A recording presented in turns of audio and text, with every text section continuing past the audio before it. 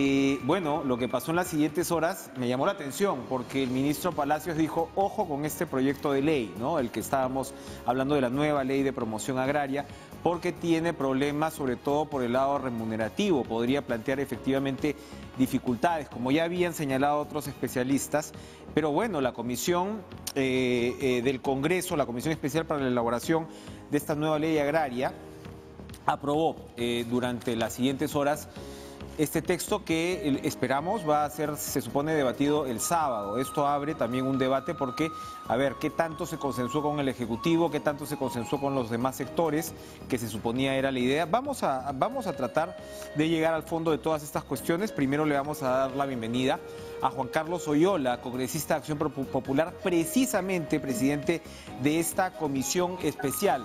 ¿Cómo está, congresista? Muy buenas noches. Buenas noches, Enrique. Cuénteme, por favor, ya hemos conocido las características, ¿no?, del proyecto de ley, básicamente pues por el lado remunerativo, por el lado tributario, por el lado de, sin duda, necesidades que han generado consenso como el fortalecimiento de SUNAFIL. Pero al parecer desde el Ejecutivo y desde incluso los gremios agrarios no estaban del todo de acuerdo. ¿Este proyecto de ley se consensuó también con estos sectores? ¿Se conversó?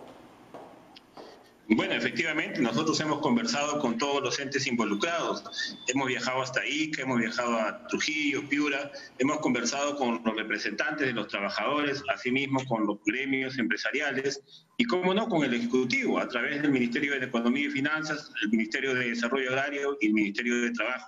Evidentemente, en una ley tan polémica como esta es muy difícil tener pues una uniformidad de ideas.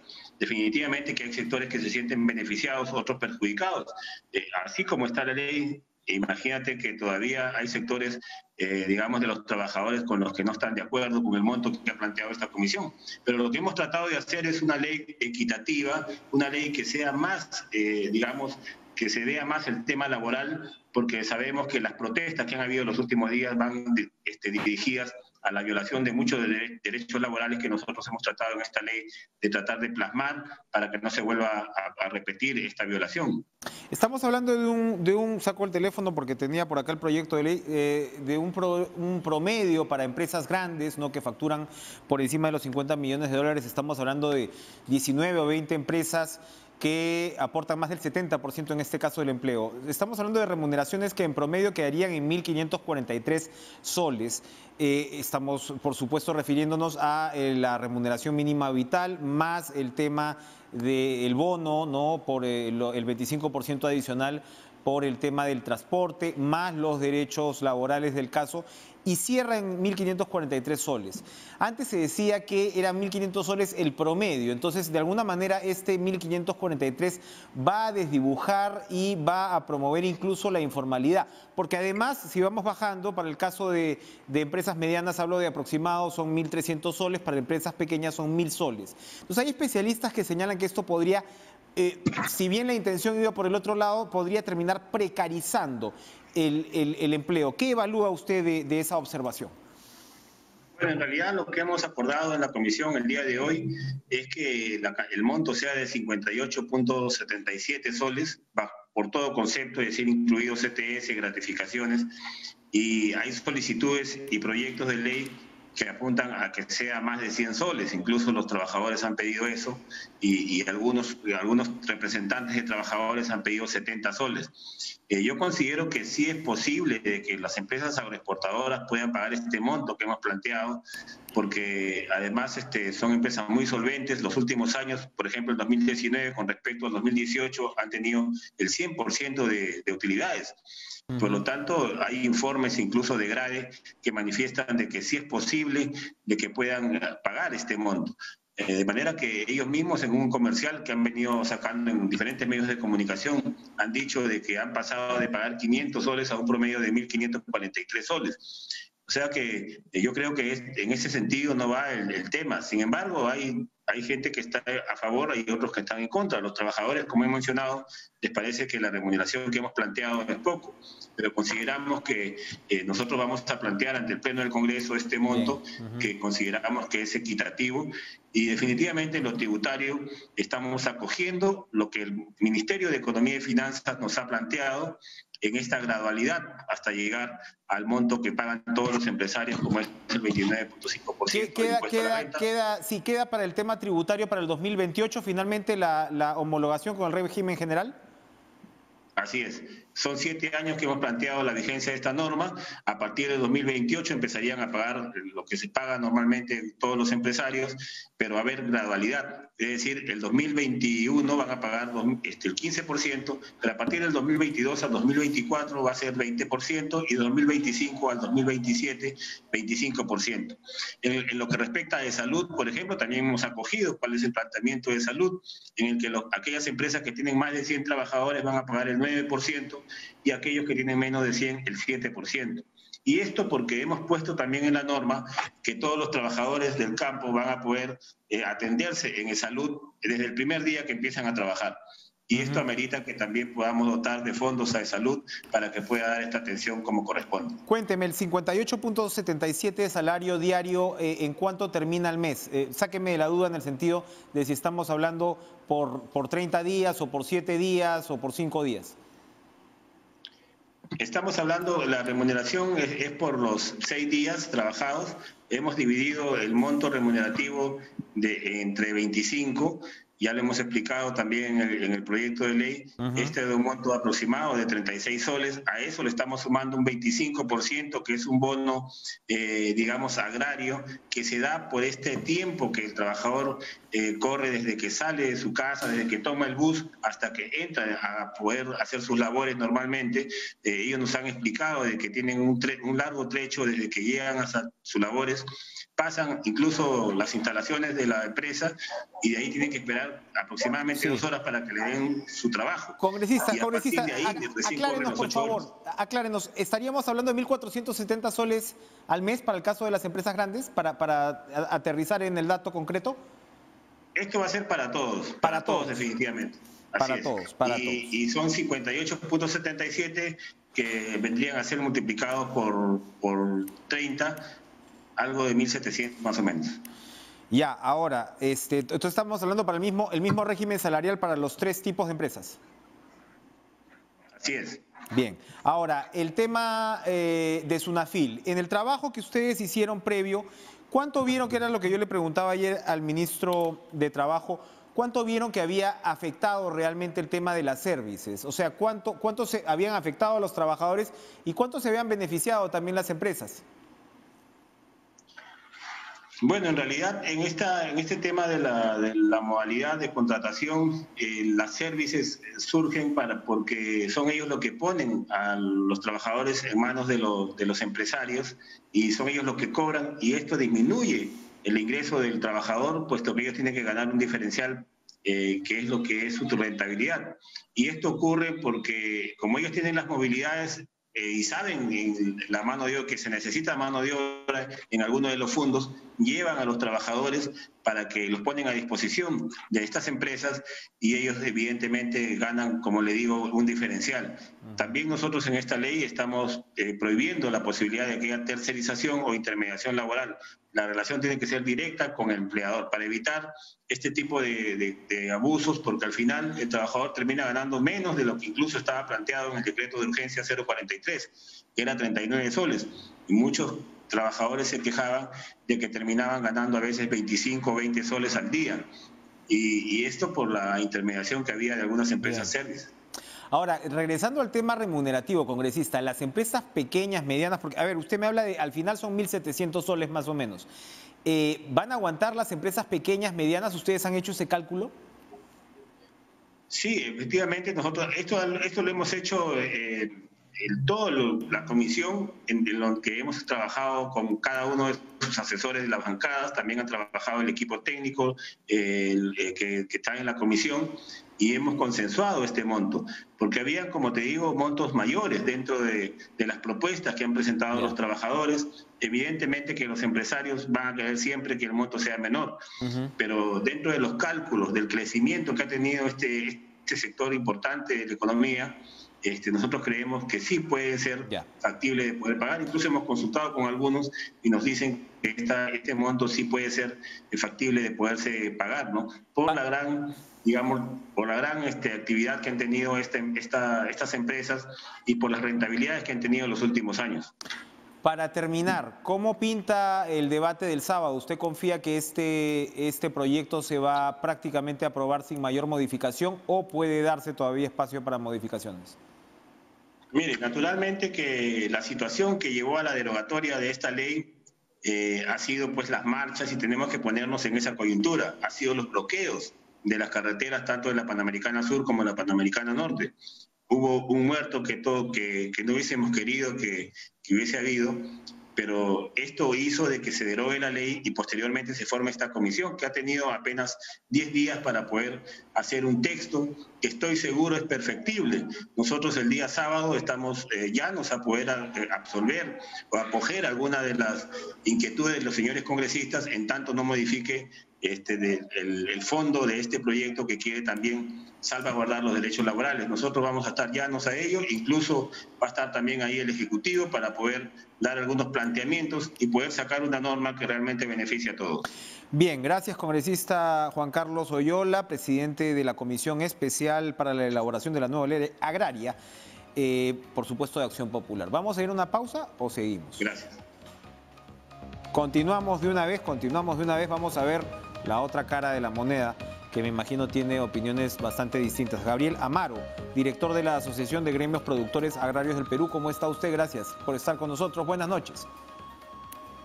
Buenas noches, Enrique. Gracias por invitarme a tu programa. Bueno, a ver, primero a ver si aclaramos un punto que me parece esencial. Lo que el congresista Juan Carlos Oyola nos ha reiterado es este tema del 58.77 de salario diario para trabajadores, y al final yo no sé si el cálculo se está haciendo sobre los 25 días o los 30 días, porque yo calculé 1.470 más o menos, pero él me dice que al final sería alrededor de 1.700 para toda empresa, al mes me refiero, sin distingo de si es grande, mediana o pequeña. Ustedes me imagino que ya han hecho el cálculo mejor que yo. ¿Cómo es al final? A ver, mira, lo que plantea el proyecto de ley aprobado por la Comisión Multipartidaria es que se está creando una remuneración mínima agraria que incluye a la remuneración mínima vital más un 25% de la remuneración mínima vital. Ya, para empezar, en el país tenemos una única remuneración mínima vital y esa la tienen todos los sectores. El concepto de una remuneración mínima vital es que el Estado, después de hacer un análisis técnico respecto a la economía y una serie de variables de posibilidades de incrementar ese mínimo, ese piso mínimo, establece un número. Y a partir de ese número, cada sector, cada empresa, cada unidad productiva hace su análisis en base a su modelo de negocio, competitividad, mercados, capacidades que tenga interna y desarrolla una serie de franjas de salarios internas, ¿no? En donde mide capacidades, competencias, experiencia, ¿no? La productividad de cada persona y establece su franja. Eso es lo sano. ¿Por qué? Porque permite a una empresa ser competitiva y manejarse en los rangos donde va a colocar ya sea servicios o productos en un libre mercado. En el caso del agro es súper delicado porque en nuestro caso lo que vendemos son productos frescos, commodities, etcétera, ¿no? Entonces los precios no los marcamos nosotros, los marca el mercado. Entonces cuando la comisión trata de poner una remuneración mínima al margen de la remuneración mínima legal para todos, lo que está haciendo es poner un monto ficticio que no es atribuible a la productividad de la unidad productiva y está generando una distorsión, ¿no? Yo he revisado los cálculos que ha mencionado el congresista, el presidente y la comisión, Y no solamente suma, digamos, esos 930 más del 25% te da 1.162, eso lo divide entre 25 en vez de ser dividido entre 30 como corresponde, ¿ya? Eso es lo que establece la ley, la 728, el régimen general. Y a eso encima se le suma evidentemente la CTS y las gratificaciones y te sale un resultado de 58.77, ¿no? Que al mes te llevarían, por un lado, una remuneración mínima vital de 1.395 soles, que es 50% más por encima de la remuneración mínima vital de cualquier sector económico. ¿Qué estamos provocando con esto? Como esto no tiene sustento en la productividad y es un análisis, digamos, que no tiene sustento técnico, lo que va a provocar es que colapse el sector.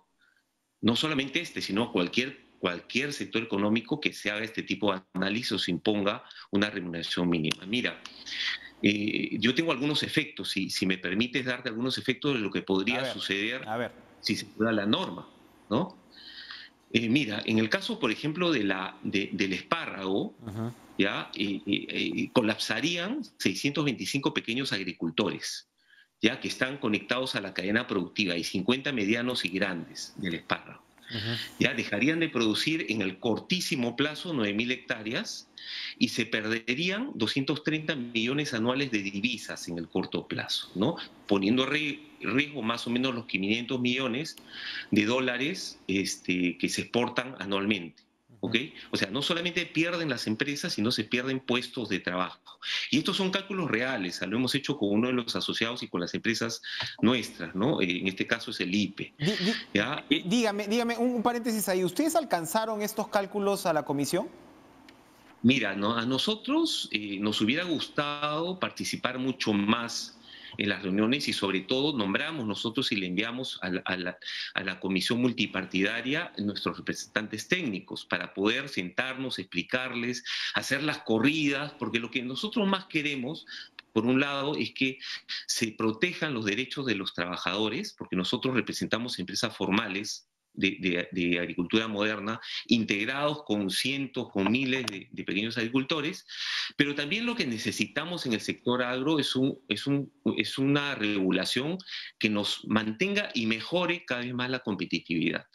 Si nosotros no tenemos sectores competitivos, difícilmente podemos generar trabajo y difícilmente podemos atraer inversión.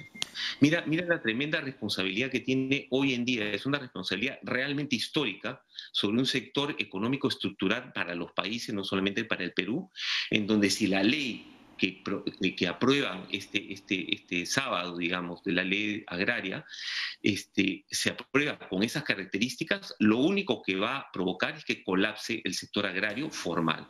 Voy a pedirle, señor Amaro, que vayamos a una pausa, vamos a regresar con usted. Me gustaría revisar también otros ejemplos en otros sectores y, por supuesto, responder a la argumentación de que según los cálculos y que según algunos estudios, debido al crecimiento del sector, aguantaría este incremento remunerativo. Regresamos después de la pausa.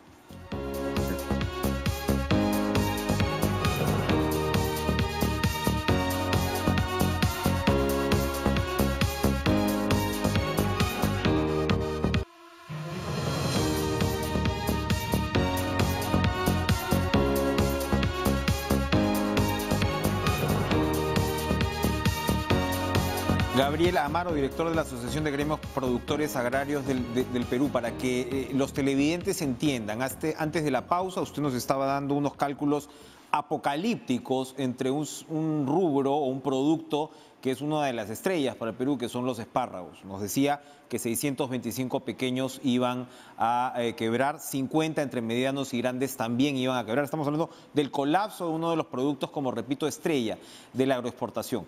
Pero el señor Oyola nos acaba de decir que según los cálculos de la comisión, el rubro agroindustrial aguanta un incremento como este. Explíquenos, por favor, esta brecha en la percepción.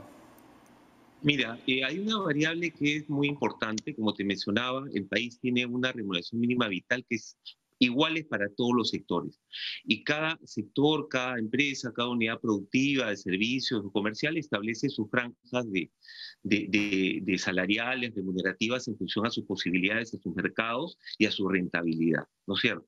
Eso es lo sano en cualquier mercado mundial, en cualquier sector económico. Cuando uno mete variables ficticias y encarece un sector económico agregándole costos ficticios no atribuibles a la productividad propia de la unidad de negocio, lo único que hace es que los márgenes son menores y no va a poder competir en un libre mercado. Es así de sencillo. Y te voy a poner el ejemplo del impacto. El impacto es muy sencillo. Mira, la remuneración mínima está subiendo para el sector agrario, que están creando una remuneración mínima agraria, en 50%. La pregunta es, ¿qué sector económico hoy en día, en donde tenemos cerca de 7 millones de empleos perdidos en el país, 2 dígitos de PBI perdidos que tenemos que recuperar el movimiento económico, soporta el incrementar en niveles el costo de uno de los principales inversiones que tiene el sector en su estructura de costos, que es el costo de personal, digamos, ¿no? Te pongo algunos ejemplos, ¿ya? Por ejemplo, en el caso de uva, ¿ya? En el caso de uva Sí. también sucede lo mismo que en el espárrago, o sea, no es cuestión de un solo cultivo, ¿no? Al incrementarse un 50% la remuneración mínima, se estima perder en el cortísimo plazo 16.000 puestos de trabajo directos, 30.000 puestos de trabajo de la cadena de valor de la uva de mesa. 7.500 hectáreas corren el riesgo de dejar de producir, ¿no? Y más o menos en el primer año se perderían, el siguiente año, cerca de 350 millones anuales de divisas, ¿no? Recuerda que la uva de mesa, el Perú es un país bien importante para el mercado internacional, exporta más o menos más de 900 millones de dólares anuales. El primer año se podrían perder 350 millones anuales. ¿Y dónde se produce uva? En Ica, en Arequipa, en La Libertad, Claro. en Piura, en Lambayeque y en Angra. Y el espárrago, donde está más concentrado un poco para completar la idea del espárrago, está en Ica, en La Libertad, en Ancash, en Lambayeque y en Lima.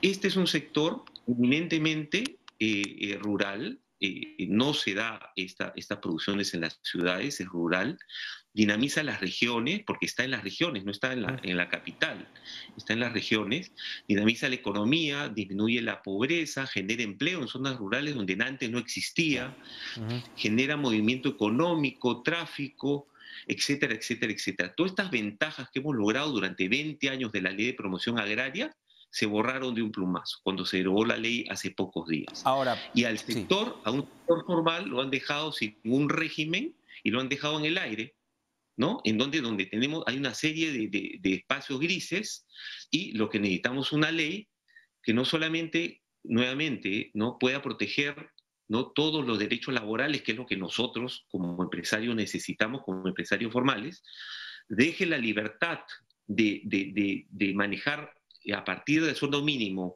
las escalas que cada unidad productiva puede hacer en base a la productividad, porque eso es lo sano en cualquier economía, pero también nos mantenga esos niveles y mejore los niveles de competitividad que tendríamos en la ley anterior, que teníamos en la ley anterior. Muy bien. Para terminar rápidamente, el tema tributario. Está planteando la nueva ley digamos, una homologación con el régimen general, que es 29.5% para renta del 15% que tienen ustedes ahora, gradual.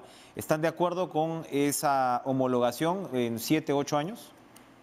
Mira, a ver, un sector económico que tenía una ley, la cual se había extendido al 2031, en donde ya pasó un año de haberse promulgado y en donde ya han venido nuevas inversiones y se han reinvertido muchísimo de las empresas formales en el sector agrario nuevamente y han venido de otros sectores además de invertir, no puedes quitarle el marco jurídico de largo plazo. Porque si no, ¿de qué país estamos hablando? El efecto inmediato es lo que acaba de pasar con la calificadora de riesgo que ha elevado el riesgo al país. Y eso es dramático. Eso o sea, eso no puede pasar en un país que está buscando ser un país desarrollado y elevar la calidad de vida de sus ciudadanos. Cuénteme una cosa. Sí, por favor, El termine. tema el tema tributario y llegar a unas escalas que gradualmente puedan crecer es una decisión que tiene que tomar el Congreso y el Ejecutivo. Sí. Si esa decisión, combinada con otras alternativas, mantienen ese grado de competitividad del sector, ¿no? Puede ser una fórmula, pero la fórmula no puede ser solo el subir el impuesto a la renta, sabiendo además que teníamos estabilidad en Bien. una ley que nos da un marco de 10 años. Rápidamente, porque ¿No? se nos terminó el tiempo. Usted tiene un cálculo aproximado, es otro punto del que hablábamos con el congresista. Él señala que las utilidades en muchos casos han sido muy altas, de 100%. Hablando con sus colegas, es un tema que usted repite ahora, el tema de la reinversión parece ser bastante importante en el sector y no sé si no se le está tomando en cuenta o no se ha transmitido bien ese dato. ¿Usted tiene un cálculo aproximado de qué tipo de reinversión de utilidades estamos hablando en términos porcentuales? Mira, la única manera que el Perú haya crecido tan rápido, de no ser nadie, por ejemplo, en exportaciones de arándanos en el mundo, y hoy ser el primer país del mundo exportador de arándanos, o ser el segundo en palta-hass, o ser el primero en espárragos, etcétera, etcétera. Todo eso que hemos logrado en 20 años no se ha logrado poniendo una única inversión. Se ha logrado reinvirtiendo continuamente, y eso lo vemos porque es tangible. Vayan a todas las empresas en Chavimochic, en Piura, en Ica, en Lambayeque, en Olmos, en Arequipa, todas las empresas formales que son parte de la cadena productiva y comercialización modernas agroexportadoras del país, y ahí va a ver claramente dónde está la inversión del Perú en ese 15% menos de renta que tenemos. Ahí está, es tangible. Y lo vemos en los 65.000 millones de dólares que ha traído esta industria moderna con la Ley de Promoción Agraria, Bien. como divisas para el Perú en los últimos 20 años. Gracias. Imagínense Sí. todo lo que podríamos perder si no tenemos un marco promotor y no nos mantiene esa competitividad que hemos tenido durante estos 20 años. Gracias, Gabriel Amaro, director de la Asociación de Gremios Productores Agrarios del Perú. Vamos a ir a una pausa, pero regresamos para hablar del coronavirus. Por supuesto que es un tema que aún nos acompaña. El Colegio Médico había pedido restricciones bastante severas para las fiestas, incluso un retroceso a la fase 3 o una reversión a la fase 3. Evidentemente, esto no se ha dado. El Ejecutivo ha considerado suficiente establecer unos puntos muy claros en torno a las fiestas, restricción de vehículos particulares, etc.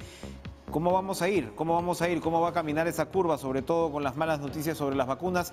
Conversamos con Ciro Maguiña, infectólogo y vicedecano del Colegio Médico del Perú. No se muevan.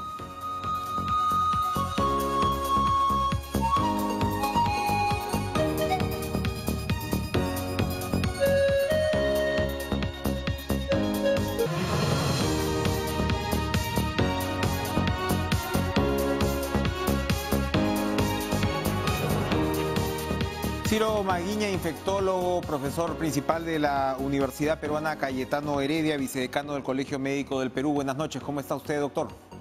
Enrique, es muy preocupado por lo que está pasando y el Colegio Médico sacó un comunicado ayer que no coincide con lo que el Estado ha planteado, y lo digo por tres razones porque el Colegio Médico lo planteó. El Estado anuncia olas por el seguro del MINSA y hay incremento de casos en muchos lugares. UCIs están llenos en muchas partes del norte. El comercio ambulatorio ha desbordado todo control. Encima no hay vacunas. Entonces, ¿qué hacer? Dejar pacientemente que quédate en casa, usa tus mascarillas. Creo que había que hacer algo. Y el colegio prudentemente dijo, ¿para qué reactivar más la economía? Los micros, llenar más gente, abrir teatros, abrir cines, que es innecesario cuando vemos esta avalancha del comercio, que no son de 10 o 20, son de miles, 100.000, 200.000, que personas que no guardan la bioseguridad, y por eso planteamos tres medidas concretas. El toque de queda, que ya tenemos experiencia, que funcionó e incluso lo están pidiendo en el norte. El tema de la fase 4, que puede pasarse a la fase 3, y la gente sepa que hay que comprar cosas en momentos que esos horarios. Pero la medida de poner 24 y 31, primero y 25, en realidad va a tener poco impacto, porque el Perú es un país muy complicado. Creo que esa pasividad no coincide con el diagnóstico. Si el diagnóstico dice hay que prepararnos por la ola, la gente no cumple, entonces tenemos que adelantarnos. Escuché al ministro de Producción decir que cuando venga la segunda ola actuaremos. Es al revés. La prevención es actuar ahora para que este incremento de casos no siga subiendo y no nos pare pues como en mayo, junio, julio, que colapsó todo. Creo que ese es el mensaje del Colegio Médico, ese es el mensaje real.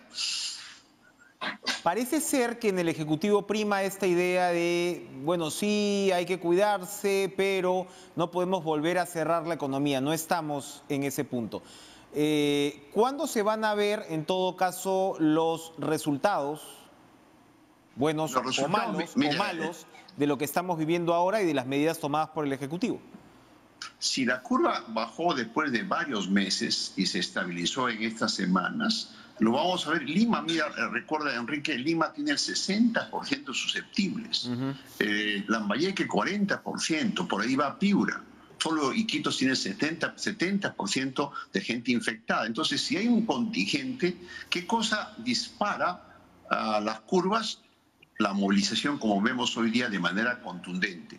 Si seguimos con este disparo todos los días, en los micros, en los comios, en el mercado, etcétera, etcétera, esto de acá en 2 semanas más, o empieza la segunda ola, o a partir del próximo año. Y no, como dijo Hopkins, que empezará en marzo, abril, según su modelo matemático. Lo que el colegio quiere es que haya menos enfermedad, apostamos por la vida y la salud.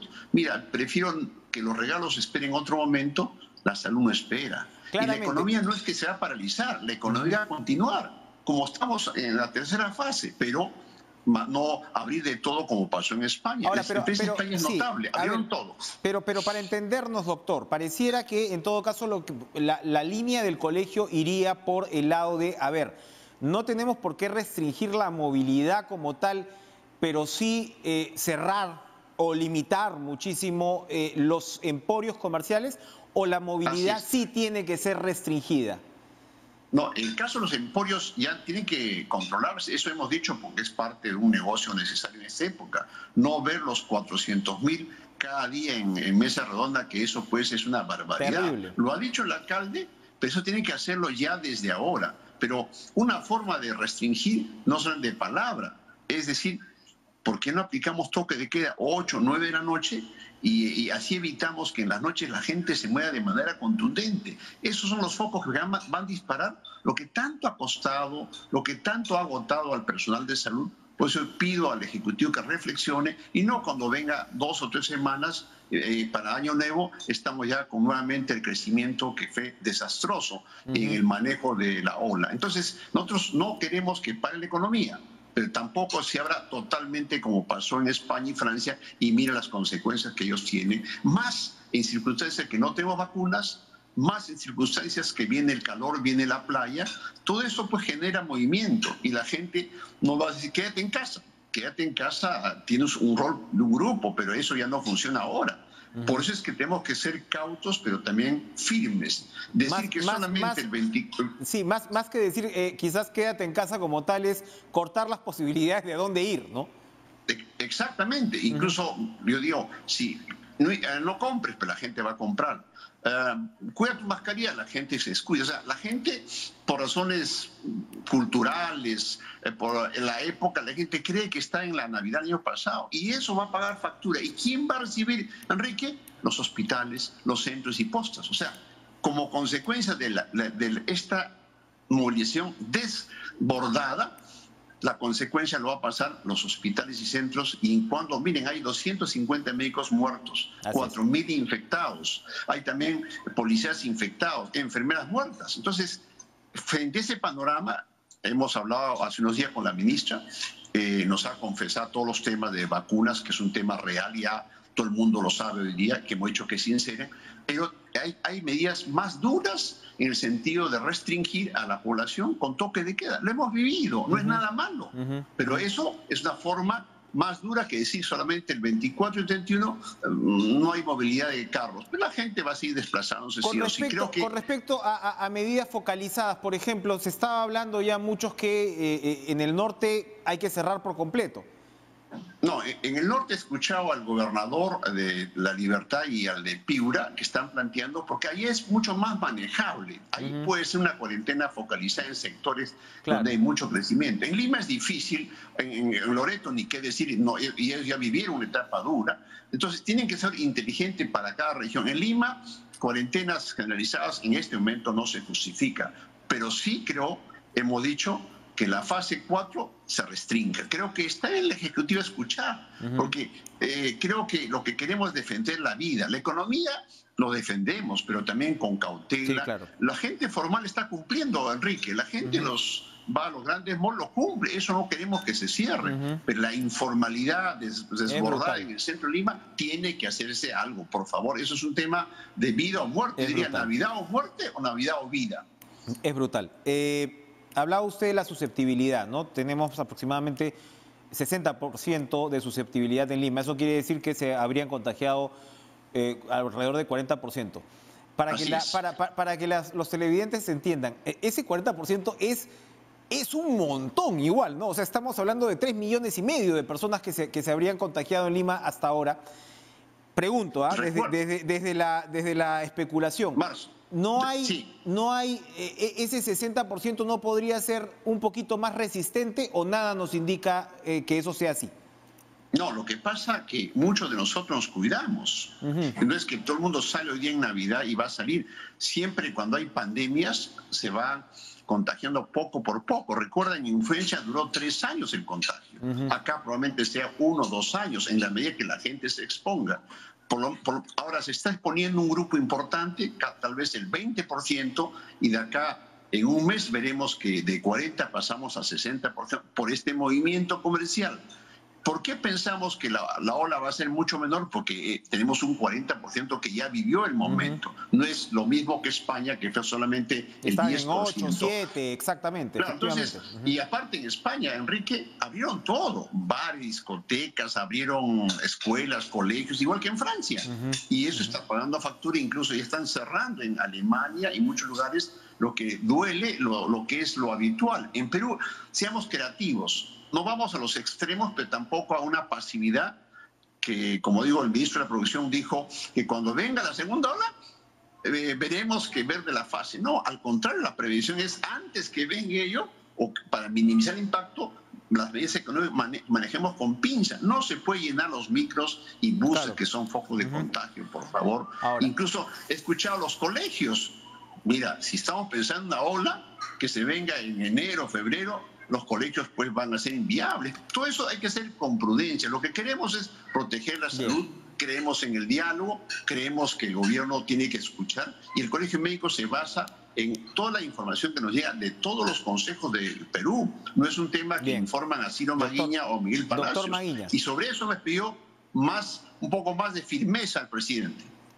Doctor Maguiña, efectivamente una ola que no sea chau. Y ahora más que no sabemos cuándo va a llegar la vacuna.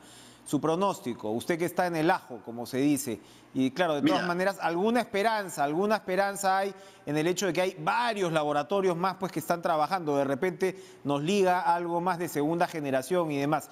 Sin entrar ya en el aparente fracaso de lo que ha sido la negociación hasta ahora, ¿para cuándo cree usted que va a estar la vacuna en el Perú? Mira, yo creo que hay un escenario malo y un escenario bueno. Las vacunas en el mundo son para los grandes poderes. Estados Unidos y Europa está el gran capital. Con convenios o sin convenios, que quede claro en la población. Ellos no son buena gente para darnos al Perú como los primeros lugares. Eso no existe, nunca ha existido, porque somos una inequidad. Pero ¿cuál es la ventaja hoy del mundo competitivo en la empresa? Que hay vacunas rusas que son buenas en este momento, chinas, que antes no había. Antes era Europa y Estados Unidos. Y ya hay un convenio firmado por Colombia, Perú, Chile, con estos laboratorios que están en la fase final. Y yo estimo, si no hay ningún altercado, un efecto adverso, probablemente en el primer semestre tengamos ya el convenio con estas vacunas chinas o rusas o inglesas y tengamos que no depender de Pfizer. Recuerda, Pfizer aparte sirve solamente para lugares urbanos que tengan por el tema del ultracongelamiento. Pero ¿cuál es no hay un problema, no hay una controversia ahí en el sentido que la FDA o Europa no le pongan el sellito, porque claro, como usted señala, China, Rusia, estamos hablando de una geopolítica distinta. ¿Quién le puede poner el sellito a esas vacunas? ¿La OMS? Claro, el tema de la vacuna, obviamente la OMS está apoyando de manera contundente. La OMS es un poco mediador para que esto sea más democrático, pero siempre en vacunas no hay democracia, mi querido Enrique. Eso lo sabemos los infectólogos. El año 2009, cuando se tuvo la vacuna para la influenza, ¿recuerdan? Se quedó en los países ricos, el 93%. Esa es la realidad. Pero ahora tenemos una realidad en el mundo que hay mucha competencia. Exacto. Y pensemos que no solamente dependamos de la vacuna Moderna, de Pfizer, hay vacunas chinas que en Perú se están investigando y confiado ello, esperamos el primer semestre por lo menos tener ya la de Pfizer. Bien. Y también algunas de estas vacunas que creo que el mercado chino tiene la capacidad incluso de abastecer al mundo y como hay competencia, creo que va a ser importante. Esa es la esperanza que tenemos los científicos. Gracias, doctor Ciro Maguiña, por acompañarnos esta noche en Cara a Cara. Vamos a ir a una pausa.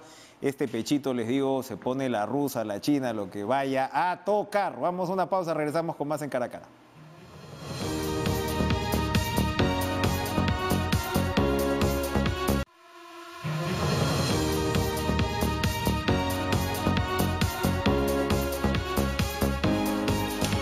Ya nos vamos, pero confirmo el dato. 167 ministros nombrados en el Perú los últimos 5 años. 10 ministros de salud en el Perú.